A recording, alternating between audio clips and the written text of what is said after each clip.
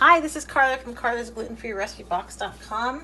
I am experimenting today with a new recipe for pie crust using 2 new ingredients, and I hope to have the best pie crust. I'm pretty happy with my current one, but the one that I use for blind baking.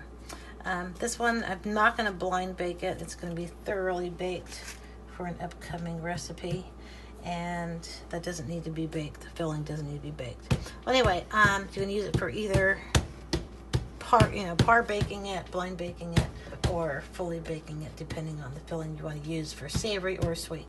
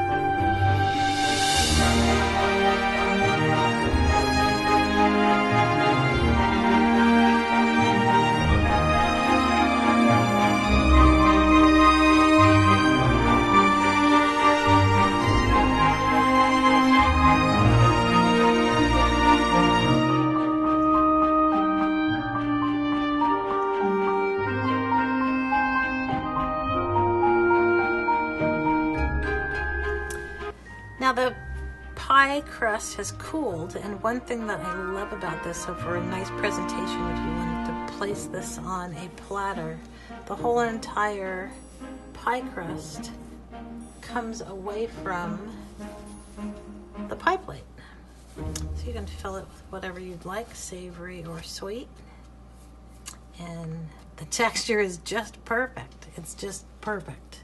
It's tender enough to cut without having to struggle, yet it's crunchy. It's in between. It's really perfect. I hope you enjoy this recipe. Grab it at glutenfreerecipe.com.